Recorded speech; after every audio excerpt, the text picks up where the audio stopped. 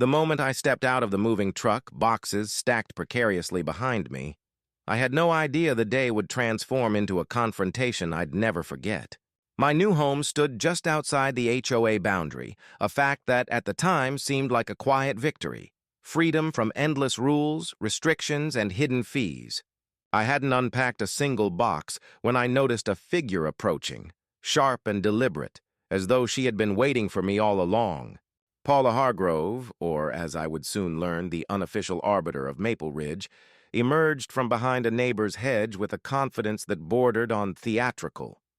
Her perfectly pressed blazer, the crisp folder clutched in her hands, and the precise click of her heels painted a picture of someone who believed the world was hers to regulate. Her eyes locked on mine with an intensity that made me question whether I had unknowingly trespassed into a territory of her creation. "Leave immediately, or you'll face daily fines," she declared, her voice carrying the weight of self-assigned authority. I froze for a moment, my hands still resting on the first box I intended to unpack. How could someone appear out of nowhere and dictate terms I had never agreed to? It was audacious, almost cinematic, the way she thrust a stack of papers toward me as though this binder contained the unbreakable code of the universe. I caught a glimpse of its weight, thicker than most textbooks, detailing rules about grass height, mailbox color, and the acceptable angle at which a flag might flutter. The sheer absurdity of it left me momentarily speechless. And yet, beneath the initial shock, a part of me stirred, not fear exactly, but an acute awareness that this encounter would define the first impression of my home. Paula's presence was more than intimidating. It was performative, a display of control, authority, and uncompromising expectation. I asked myself quietly, as she listed supposed violations, how far she would go and whether I could stand my ground without becoming just another name in her ledger. Her eyes, sharp and unwavering, seemed to demand compliance before a single explanation could be uttered. I realized instantly that this wasn't about rules. It was about asserting dominance, a test of boundaries, and a challenge I hadn't anticipated. Could I navigate this confrontation without losing my sense of self, without yielding to fear? That question settled in my chest as she continued her litany of demands. Each word a reminder that the home I had just claimed was about to become the stage for a far more complicated negotiation than I had ever imagined. After the initial confrontation, a mix of frustration and determination settled over me. I knew instinctively that yelling, pleading, or pretending to comply would accomplish nothing. If I wanted to preserve my home and my peace of mind, I needed evidence, clarity, and a plan. I pulled out my phone and opened the property boundary app I had downloaded weeks earlier, the one I had intended to explore casually after moving in.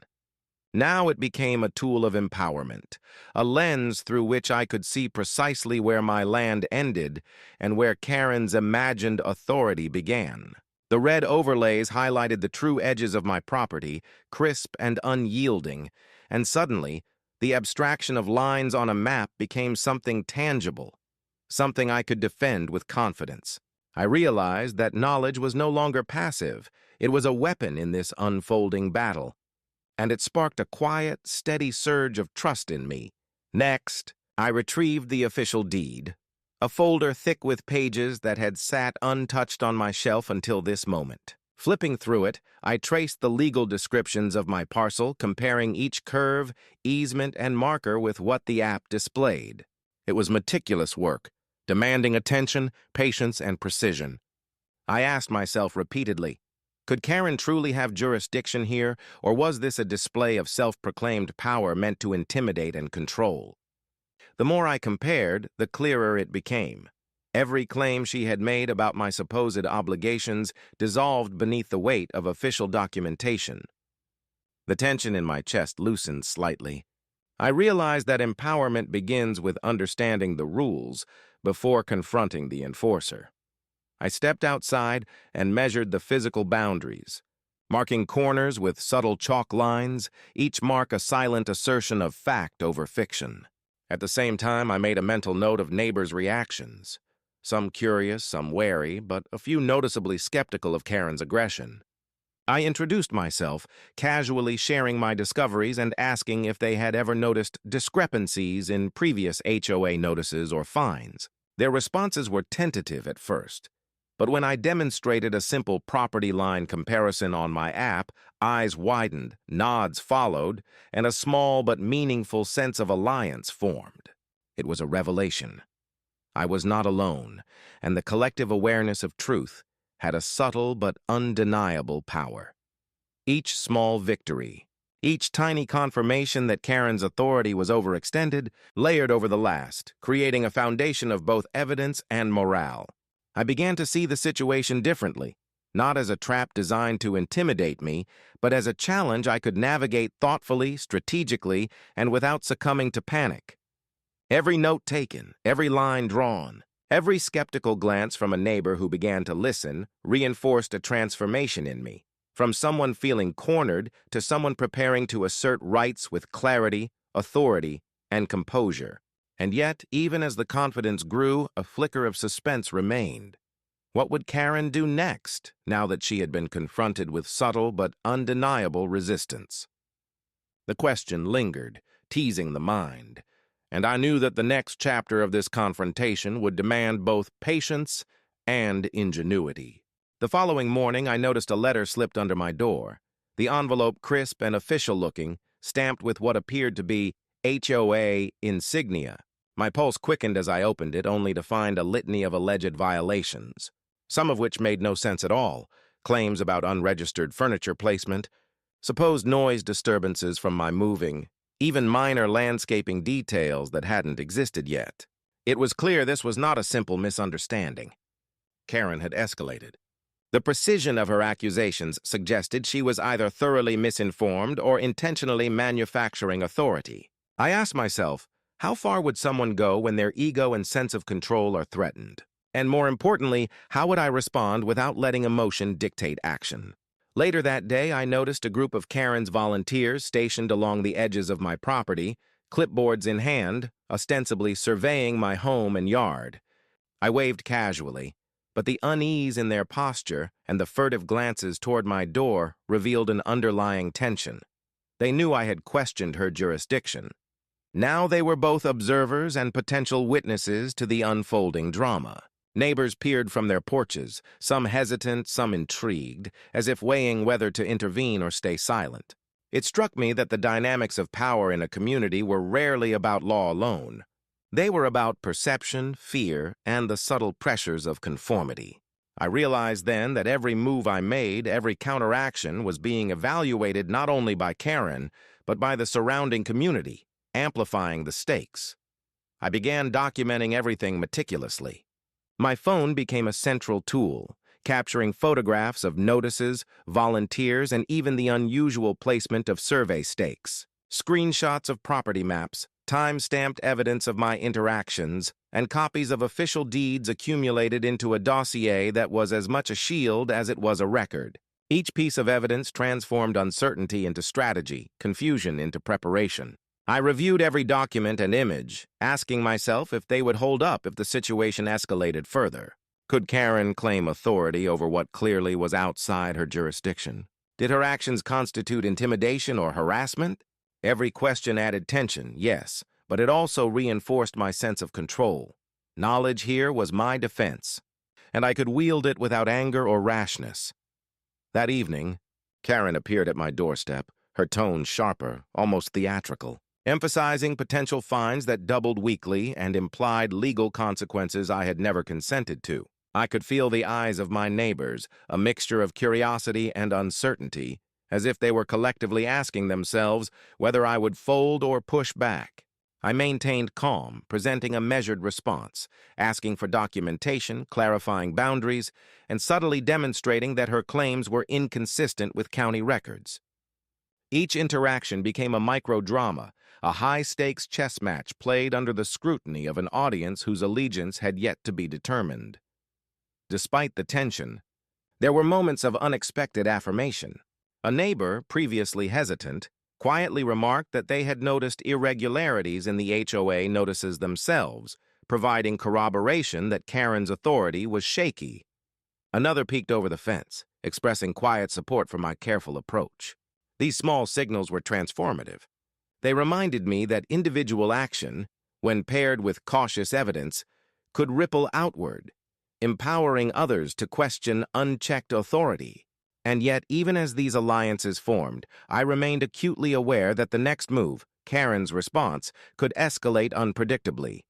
Would she double down, involve legal counsel, or attempt a public spectacle? The suspense lingered like a taut wire, each day stretching it further, compelling me to remain vigilant, prepared, and unflinching. With each new attempt at intimidation from Karen, I realized that the battle was no longer about reacting impulsively. It was about strategy, preparation, and presenting facts in a way that left little room for dispute. I started by refining the tools at my disposal. The Property Boundary app became my ally, allowing me to overlay official county maps against my plot in real time, a visual demonstration of where her authority ended. I documented each interaction meticulously. Photos of posted notices, time-stamped screenshots of communications, and detailed notes about volunteers wandering my yard. All organized into a digital binder that mirrored her own, but grounded entirely in fact.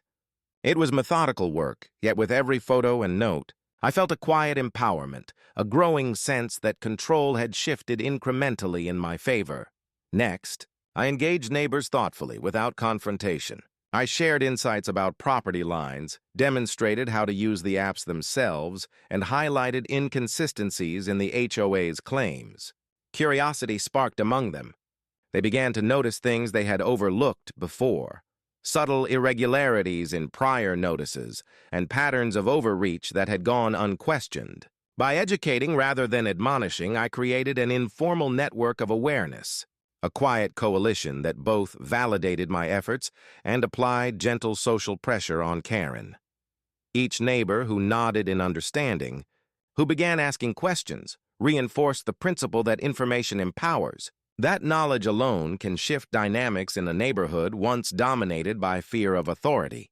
Karen, predictably, tried to regain dominance. She arrived with heightened intensity, repeating threats of fines and punitive measures, her voice clipped with exasperation. But this time I was prepared. I presented precise evidence of jurisdiction and highlighted errors in her notices. I allowed the physical demarcations of my property to speak where words might have faltered. Each calculated pause, each carefully framed question, subtly shifted the perception of authority from her to me. The intimidation lost its edge. The tension, once overwhelmingly one-sided, became a game of chess. My moves were deliberate, anticipating her responses, yet never overreacting, maintaining a calm that contrasted sharply with her growing frustration. I also began implementing small tactical measures, almost symbolic but psychologically potent. Chalk lines marking official property edges, visible documentation on my front porch, and subtle reminders that every action was recorded, all served to reinforce that authority was being observed, measured, and verified. Karen's gestures, once commanding, now seemed reactive and unsteady, her overconfidence undermined by consistent evidence and careful observation. Through this, I realized the most potent form of defense wasn't aggression. It was preparation, persistence, and precision. Each act, though small, accumulated into a larger statement. Control is not won through intimidation alone. It is claimed through clarity, consistency, and confidence. As the day ended, I stepped back.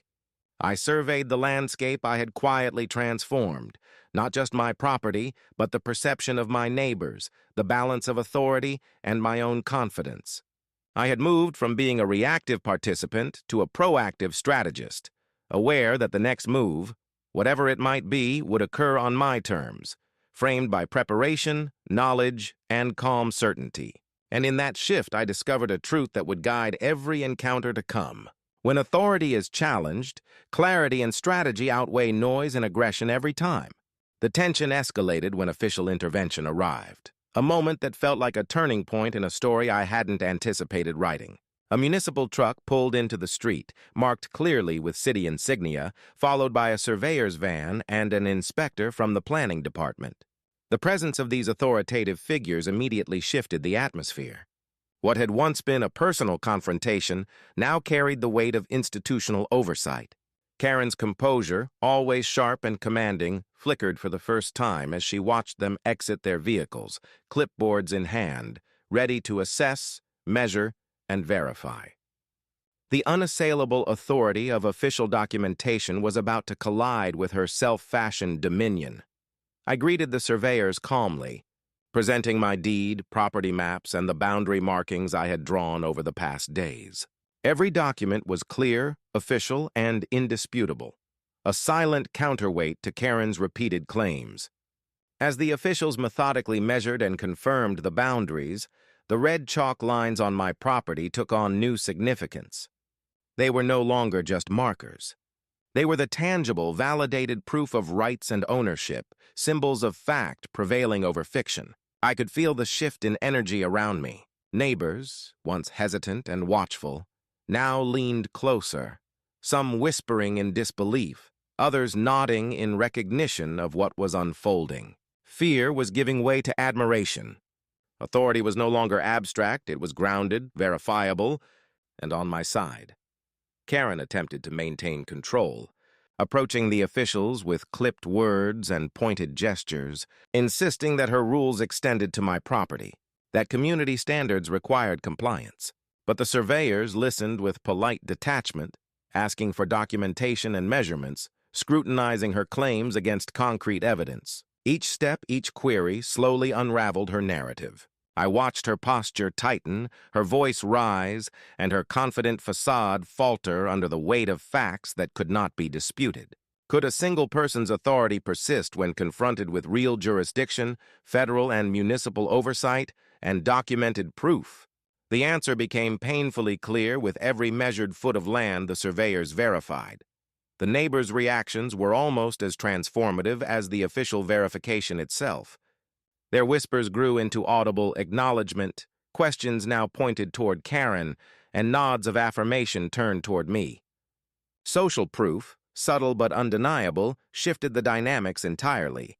What once felt like a personal struggle became a community lesson in boundaries, law, and the limits of unchecked power. I realized that the presence of these officials not only validated my property rights, but also reframed the narrative for everyone watching. Intimidation could be challenged, authority questioned, and fairness restored. As the final measurements were confirmed and the officials stamped documents, Karen's attempts at last-minute assertions dwindled. Every protest met with polite, factual correction, every threat countered with legal authority, and every glance she cast around revealed a dawning realization. Her control had limits she could not overcome. I felt a quiet satisfaction, a catharsis not born from aggression but from preparation, persistence, and respect for the law. The suspense lingered only for a moment. Would she attempt one last push, or would reason, fact, and authority finally prevail? By the end of the day, the outcome was clear. Boundaries had been established, truth had been validated, and the lesson was unmistakable. Authority without foundation cannot endure, and knowledge, preparation, and patience are far more potent than bluster.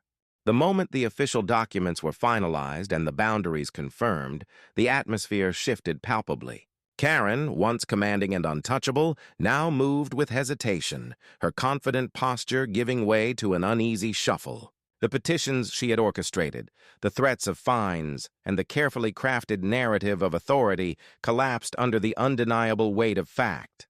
I watched as neighbors began to process the reality of the situation, their expressions transforming from tentative curiosity to clear recognition. The intimidation they had quietly tolerated for years was baseless when confronted with evidence and reason. It was a subtle, yet profoundly satisfying revolution of perception. As neighbors examined the verified property maps and official survey markers, murmurs of affirmation spread. The petitions were quietly set aside, fines that had been threatened or issued were rescinded, and the official boundary markers became both literal and symbolic. I could see the relief on their faces, the release of tension that had been building with every overzealous notice from the HOA. A few came forward personally to thank me, some with small gifts of baked goods, others with simple nods and smiles that carried a quiet acknowledgement of the effort and diligence required to see truth prevail. In those moments, I realized that empowerment was contagious. One person's careful preparation and persistence could illuminate clarity for an entire community. Karen's final gestures of defiance were almost comical in retrospect. She attempted to maintain the veneer of authority, pointing to trivial technicalities and reciting excerpts from outdated documents. Yet each assertion was met with calm verification or polite correction. Her overconfidence had been her downfall. In trying to dominate, she had underestimated the power of evidence, observation, and collective awareness. The irony was not lost on me, nor on the neighbors, as she carefully packed her folders, muttering under her breath.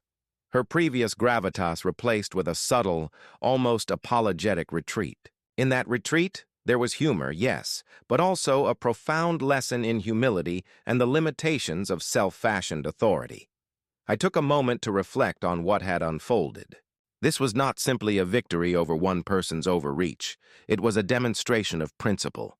Calm persistence, meticulous documentation, and a measured approach had triumphed over aggression and intimidation. The community, now informed and equipped with knowledge, could confidently assert its own rights in the future. The sense of resolution was both satisfying and instructive. Knowledge combined with action cultivates empowerment, and transparency undermines unchecked authority. As the day wound down, I walked through the neighborhood observing subtle gestures of camaraderie and appreciation. Conversations were lighter, smiles more frequent, and the unspoken understanding was clear. Truth, preparation, and patience had not only secured my own peace, but had strengthened the community. Karen's power, once absolute in perception, was dissolved, leaving behind lessons far more enduring than any temporary compliance. I realized then, with a sense of quiet triumph, that in life, one does not need to scream louder than a bully. One needs to document better, remain composed, and let evidence speak for itself. The neighborhood had witnessed it firsthand, and so had I. Looking back, the series of events unfolded like a lesson in strategy, patience, and clarity. From the moment Karen confronted me at the garage, demanding immediate compliance, each challenge became an opportunity to apply careful observation, documented evidence, and methodical planning. I realized that success in these situations rarely comes from confrontation alone. It comes from understanding the rules, verifying facts, and anticipating the next move. Every step, from checking property boundaries to photographing notices, from leveraging apps to educating neighbors, was deliberate. A combination of preparation and subtle influence that gradually shifted authority from intimidation to reason. For anyone facing similar conflicts, the takeaway is clear. Documentation is your ally. Keep records of communications, capture timestamps, and cross-reference claims with official maps, deeds, or government sources. Knowledge is not merely power. It is protection, credibility, and leverage. Involving the community thoughtfully, without aggression, also strengthens your position. People are naturally observant and often recognize discrepancies themselves when shown evidence in a calm, straightforward manner. Building that network of awareness transforms isolation into support and fear into shared understanding. The combination of preparation, transparency, and persistence is far more effective than reacting emotionally or attempting to match aggression with aggression. I also learned the importance of patience and composure. Authority figures, even self-proclaimed ones like Karen, are susceptible to mistakes and overreach when challenged strategically and with evidence. By remaining calm, organized, and factual, it becomes possible to navigate power dynamics in a way that encourages accountability without escalating conflict unnecessarily. Small victories accumulate into a broader impact, and subtle, consistent actions often yield more lasting results than confrontational drama. As I reflect on the neighborhood now, the chalked property boundaries, the neatly organized documents, and the visible markers of verified rights stand as symbols of persistence and clarity. These reminders are not just about winning a dispute. They are about demonstrating that preparation and knowledge are the foundation of confidence. So, the next time you face an overbearing authority, remember, remain calm, Document everything, involve the right resources, and let facts guide your actions. It's a lesson in both strategy and character. Share your experiences, comment on what steps you would take, and reflect on how even subtle preparation can change the outcome. In the end, sometimes the quietest victories leave the most lasting impression.